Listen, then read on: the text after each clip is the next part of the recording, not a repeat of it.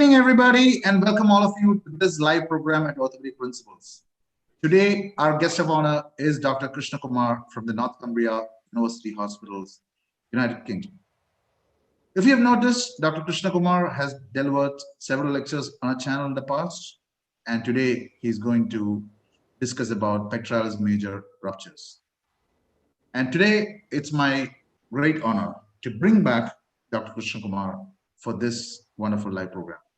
Over to you, Krishna. Thank you, Hitesh. A great introduction as always. I thought we'll talk about pec major ruptures this time because it's not an injury you often see.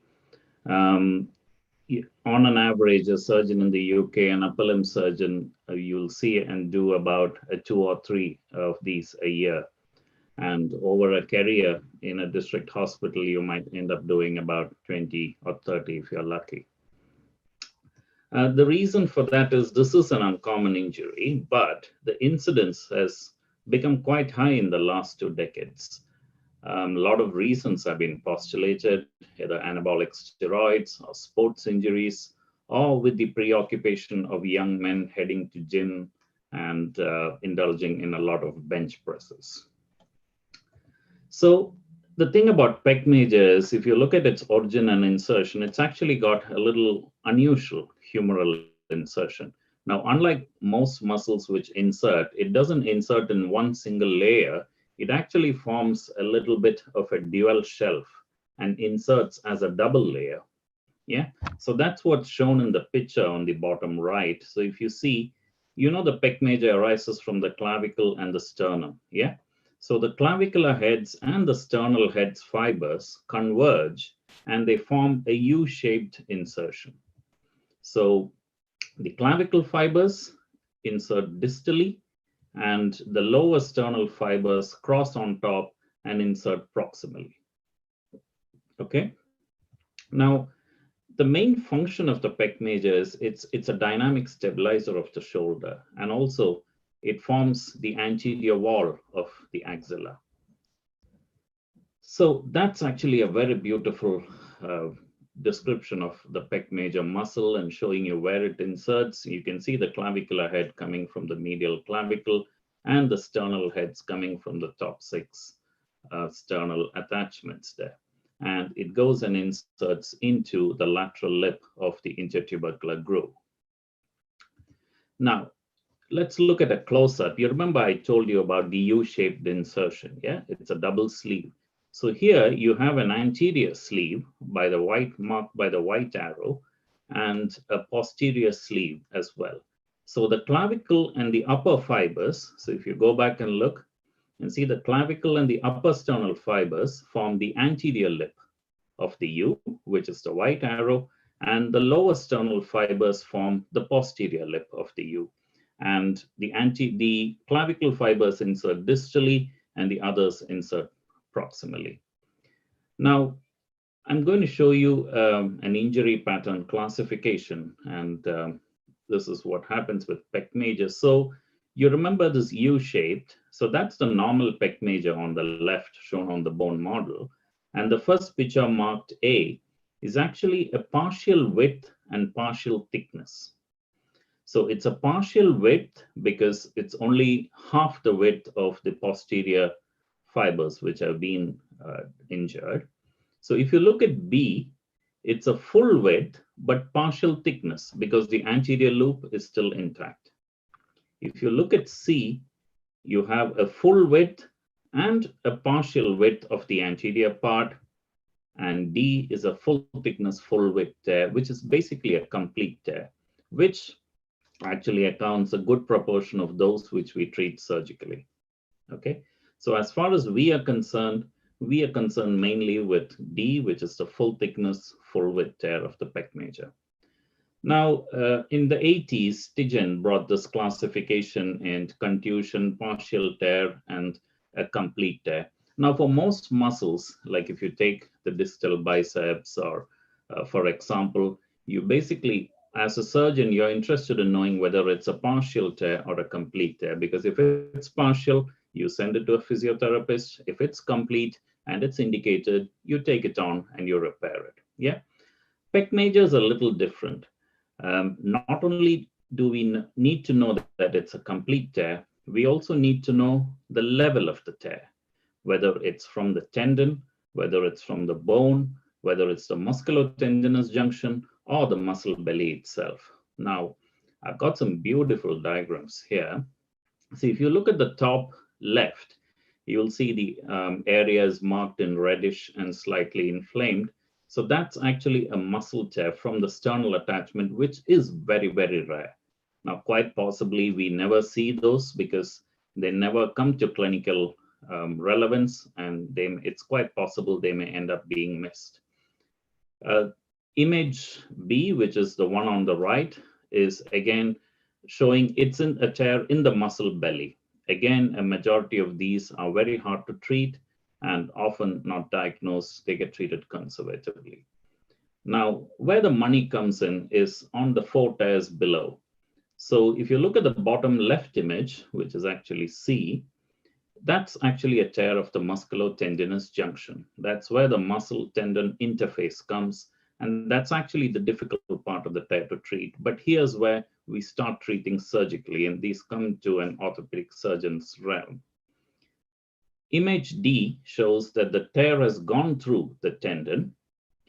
Image E, if you look at it, it's gone and it's almost avulsed. The tendon has avulsed from the bone. And in the last image, the tendon has avulsed from the bone, but it's taken a bit of bone with it as well. Yeah. So the bottom 4 images are what concerns you as an orthopedic surgeon and the relevant patients. So how do people present with these symptoms? Or what's the common patient who presents to you? Now, generally, and this is a general rule because there's no rule which is specific, the age group is between 20 to 40. It'll usually be a well-muscled young man who regularly goes to the gym.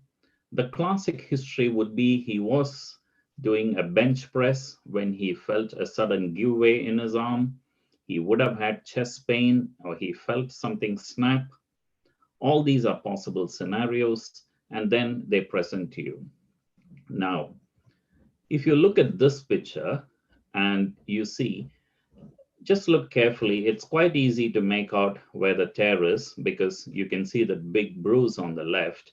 But even apart from that, if you look at the signs, if you look at the contour of the axilla, on the right side, you can see that the contour is well defined. You can see the anterior axillary wall. But on the left, the anterior axillary wall is less well defined. Yeah, you have all those telltale bruisings, and you can see the axilla there showing a webbed appearance. So you get swelling and ecchymosis over the anterior wall and axilla. It's a common symptom. You get asymmetric medial prominence, which you have seen, and you get a thinned out appearance or a webbed appearance of the axilla. Now, if you go back to this picture, you'll see this chap has all the 3 that we described. Yeah. So what else do patients feel? As I told you, when they feel it, they feel a sudden pain in the chest or sometimes in the armpits. They have limitation of motion. They're able to move the shoulder, which is often why these are sometimes difficult to pick up, because the immediate tendency is to see whether your shoulder has dislocated or popped out. And then when you find that you can move everything, you'll treat it as a sprain, and that's where these get missed. The difficulty these people complain of is a difficulty in being able to push things, or they may have pain while adducting the arm. Now, you have seen all those images of how the pec major is attached. Just looking at those, it's actually quite clear what the pec major does. It's a very prominent adductor of the arm. It helps in rotating the arm internally, and it's also a flexor as well. Does the pec major, or does having a pec major tear, create any shoulder instability? The short answer is no. It's a dynamic stabilizer, not a static stabilizer. And as long as the shoulder static stabilizers are intact, it generally stays fine. Now, this is the mechanism of injury which I described. And you probably remember from your physiology lessons back in your undergraduate studies, it's always the eccentric loading of a muscle which creates your injuries. Yeah. Now you can see this chap, he's lifting a heavy weight. Okay. His arms, his shoulder is in an abducted, externally rotated position. Yeah. So at this position, the pec major is at maximum tension. And when you eccentrically load it, and it's actually when you let the weight down that the injury occurs. It's not when lifting the weight up, it's on lifting down. And that's one of the reasons why your sports coaches and physiotherapists tell you to warm up before an exercise. A classic reason of not doing that is the pectoralis major injury. Now, majority of these diagnoses are clinical. Yeah, you have to look at them, you have to examine them, you can feel the axillary fold, you can ask them to keep their arms on their hips, around their pelvis, and adduct, feel the axillary fold, you know it's not there, and that's how you diagnose a pec major. But MRI has picked up prominence because, as I said, it's not just important to be aware of a complete rupture of the pec major. You need to know where the location of the tear is, because that affects your surgical management and the result. So I'm going to start with a normal MRI. Now, this is an axial 3D proton image. So in here, you can see the humerus, which is the black triangle that's there in the picture. Next to it is marked D, is the deltoid. To its right side, you can see the coracoid process, and you can see the coracobrachialis with a short head and the long head of biceps attached to it. Now, if you see those two little white arrows almost parallel to each other, that is the pec major, and that's inserting on the humeral shaft. Okay. And the white arrow in front is the cephalic vein. That's just to give you an idea of where we are with respect to the deltoid and the pec major. So this is a normal anatomy on a normal MRI. Now, what happens when you start getting a tear? Okay, it's easiest if I take you to the next image, which will actually show you a complete tear. Now you can see the big white arrow is pointing at a complete tear of the pec major insertion, and you can certainly confirm that this is an avulsion of the tendon from the bone. Now, if I go back a step, and you can see here's where you start getting into the Dicey images. So if you look at the bottom image first, you can see that that's an almost complete tear, because you can see the edema extending almost to the humeral end. Whereas the image on the top is more of a partial tear, because one of the layers of the posterior slip has gone, but the anterior slip still appears to be intact. Yeah. Now, how do you generally manage all this? And this is actually Len Fung's algorithm. So if you have an acute tear, and an acute tear is defined as sort of within 3 months, you can repair it directly to the bone. If that's a musculotendinous tear, they advise you to wait for the consolidation of scar tissue. So if I just go back a couple of slides and show you again what a musculotendinous tear is. So it's image C, which is the bottom left image, where the gap you can see it's between the muscle and the tendon. So you can imagine if you get this acutely and you go in and try and repair it, what's going to happen is you're not going to be able to get any proper bites through the muscle. The muscle's just going to give way. So what the recommendation now is, you just wait for a couple of weeks, let it become scarred up and sort of knobbly, and then you go in and repair. Yeah, this is for a musculotendinous tear. Now, if you have a tear which is D, E, and F, which is arising from the bone, you go in and repair as soon as you can. Okay, good. Let's go forwards. We have seen these MRIs and the abnormals. Now, There's a chronic tear, which is the one more than 3 months. And the reason there's so many chronic tears is because of the difficulty in diagnosing it.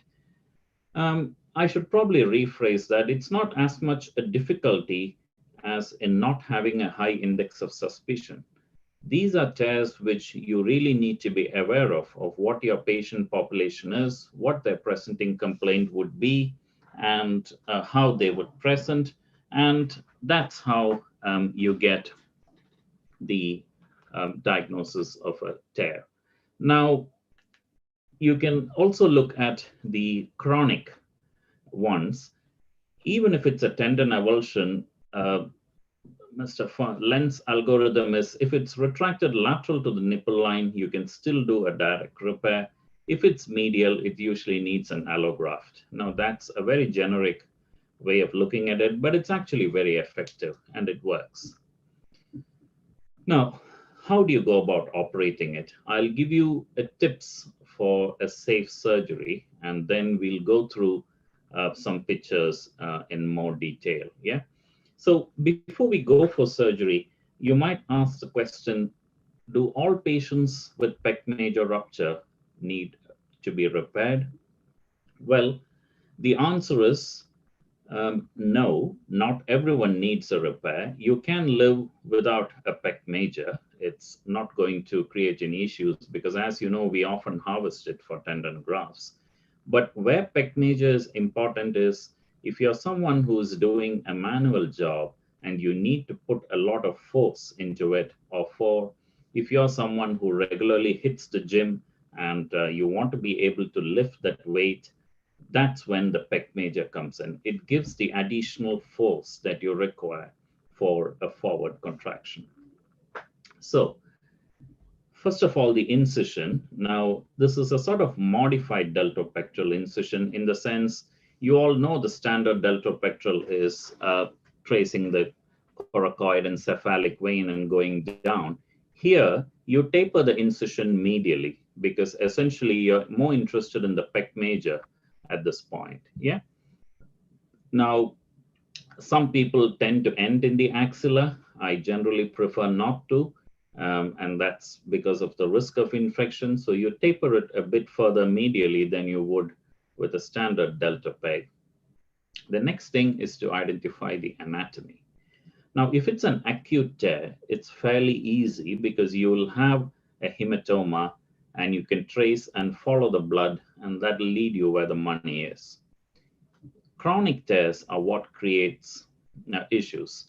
Here, one trick I have been taught and what I've learned is to feel for the scarred knobbly ends. Yeah, you often get those knobbly rolled up ends of the tendon, and that's really what you need to identify in order to get your sutures in. So as I said, in an acute, it's a hematoma. If it's a chronic, you get those knobbly rolled up ends. Now, the next thing is you start putting sutures through this. Yeah, it's very important in a chronic case not to remove the knobbly ends because that's actually what gives you some strength to your suture. We tend to think that if you're inserting a muscle or a scarred tendon onto bone, that you need to refreshen the ends and let it bleed so as to get a healthier sort of muscle tendon healing. That's not quite true in a chronic case, because in a chronic case, you need to be able to get adequate strength in your sutures. The next thing is to identify the humoral insertion site. And like we have seen before with the anatomy, it's the lateral lip of the bicipital groove. Identify your biceps tendon and start preparing the bed. So a good policy is, if you have it, to have a little bony burr and to curate up the ends of the bone so as to sort of prepare the bed. You don't need to decorticate, but all you need to do is roughen up the insertion sites. Now, there are different ways to skin a cat.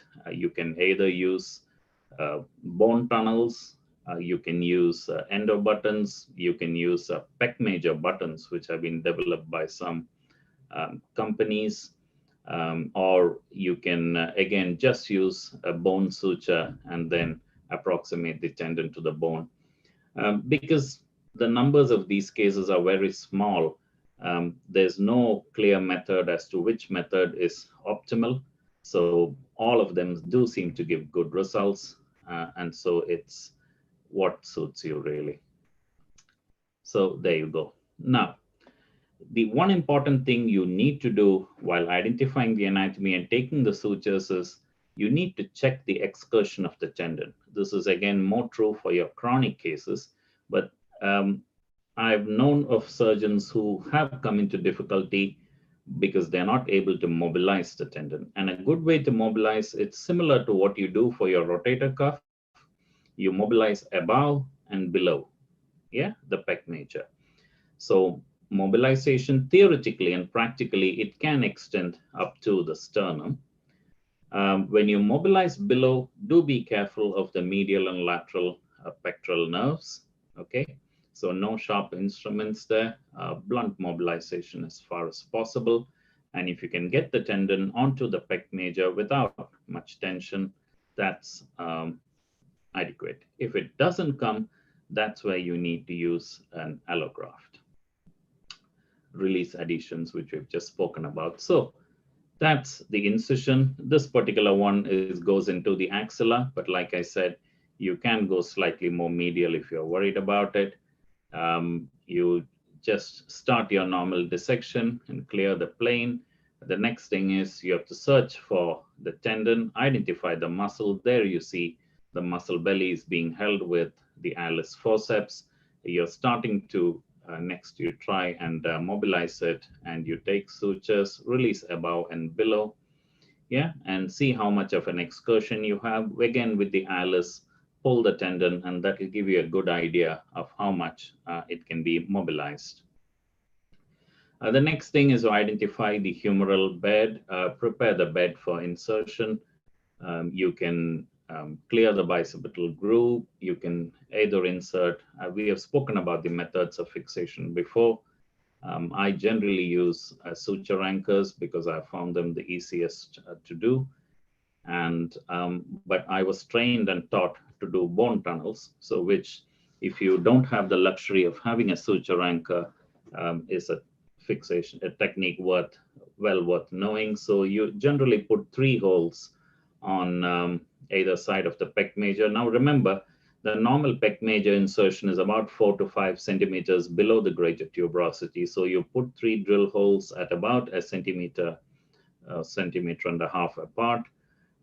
You just make the middle hole a bit slightly more medial if it helps, so that they're not in a straight line and you don't potentially create or propagate a fracture. Then you have to make holes on the lateral cortex identical to where these 3 anterior holes were. And then you can take your sutures through it, either with an ethibond or orthocord or whatever you have, and then tie it round. That's the way to do it with a simple bone tunnel.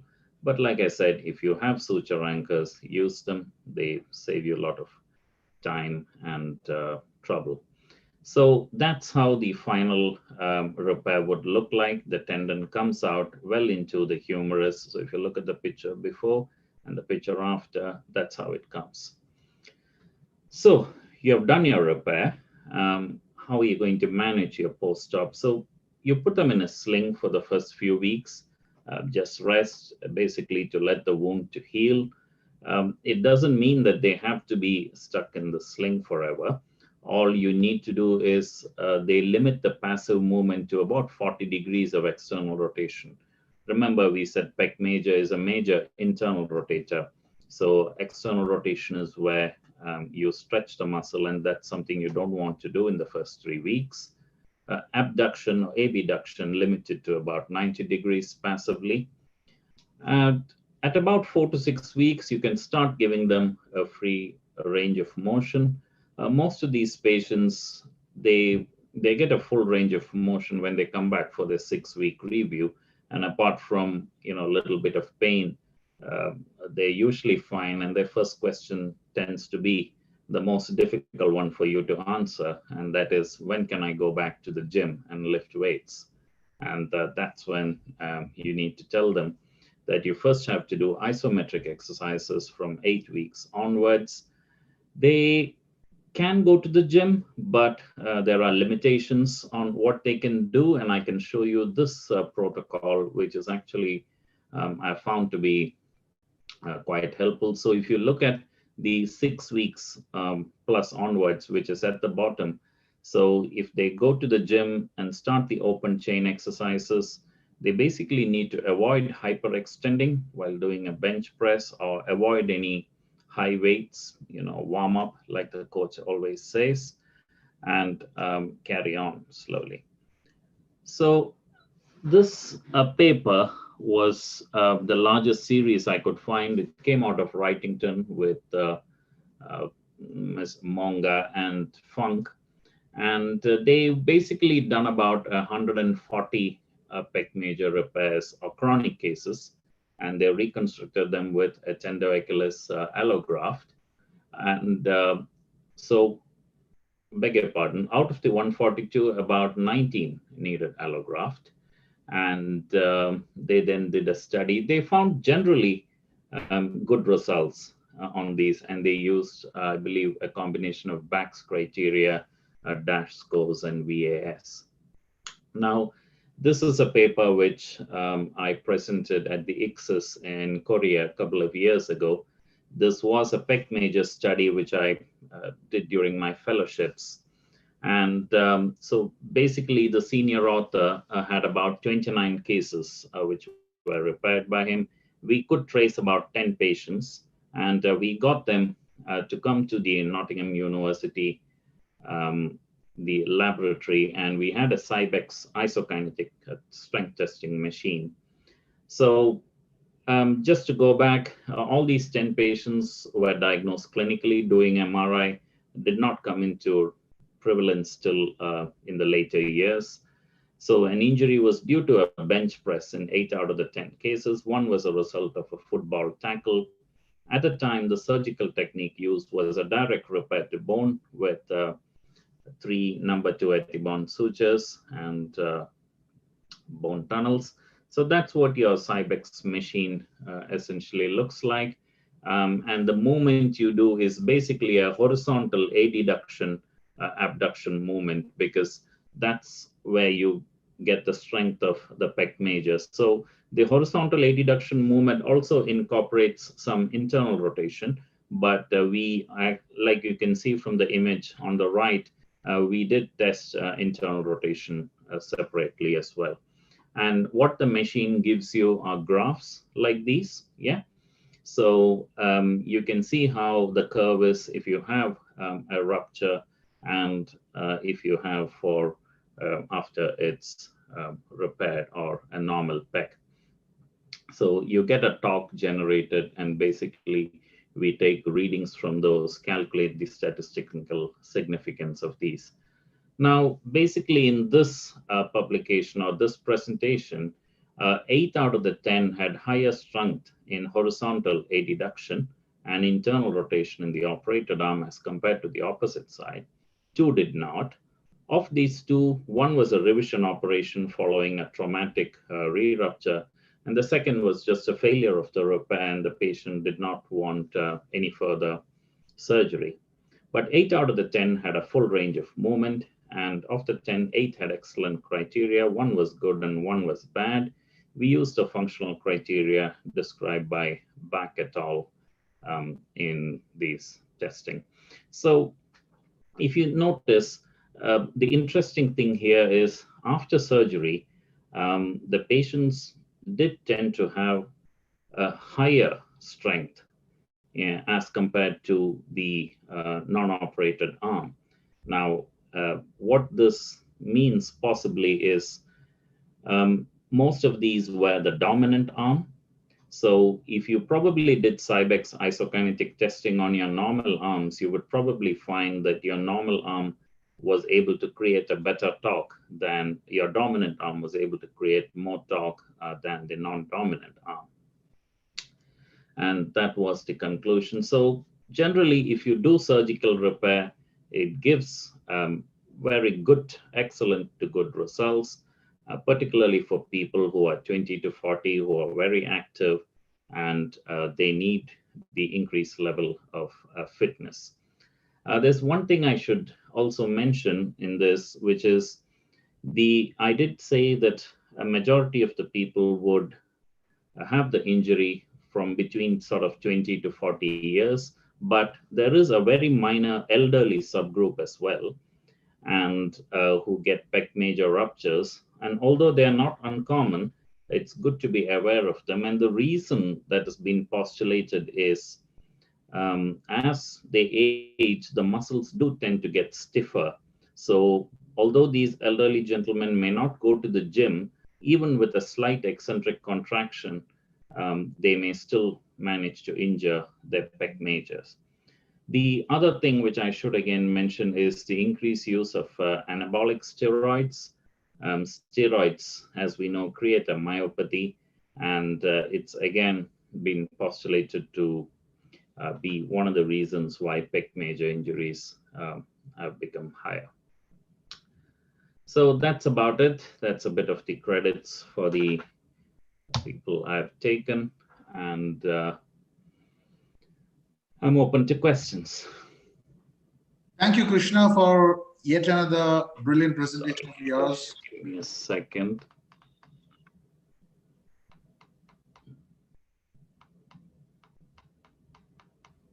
Yeah, go on. Yeah, thank you for such a brilliant presentation. It's a rare injury, and you've gone into depth into all aspects of pectoralis major tears. Just a few questions.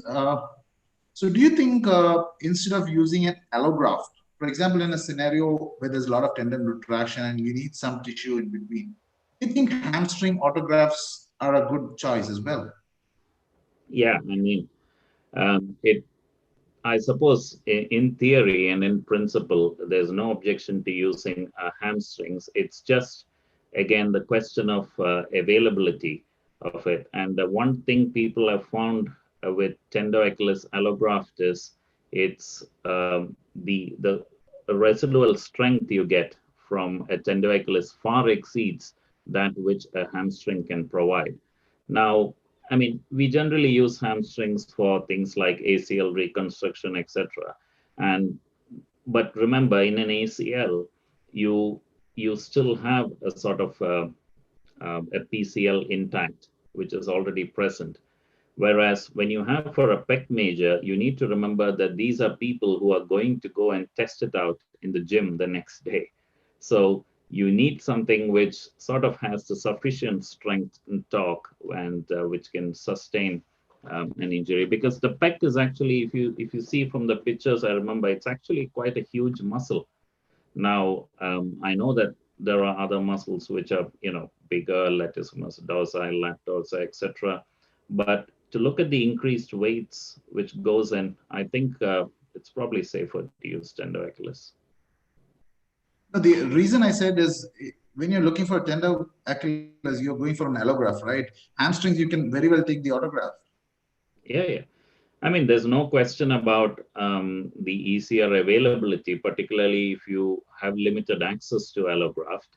But again, as I said, it's in about, and the other thing is, in a majority of the cases, as a primary surgeon, you wouldn't actually come across a chronic case as something which sort of should be referred to a higher center, or at least in the system we have in the UK. If you get a chronic case of pec major repair with retraction, we generally tend to send them across to Wrightington or a center where these are done routinely and allografts are available. Thank you for that. Is there any role for any other muscle? For example, a donor muscle. We use a latissimus dorsi very commonly, right? Mm-hmm. For a tendon harvest. I mean, we use it for flaps. We know that it is slightly an expendable muscle. So do you think that can be used? Yeah, the problem again is the technical difficulty. So because what essentially happens is you are having to look at having a separate incision, harvesting the lat dorsi, and then bringing it forwards. It adds enormously to the complexity of an operation. So the easiest thing is if you have a donor allograft, it's there, it's ready. All you need to do is trim it and use it. But like I said, latissimus dorsi adds a lot of thing out. And then if you think about it, I mean, the pec major is anterior, lat dorsi is posterior. So you're creating more instability around the shoulder than what you need. When you have one muscle injured around the shoulder, you ideally want the remaining muscles in that area to be intact and not weaken them, if that makes sense.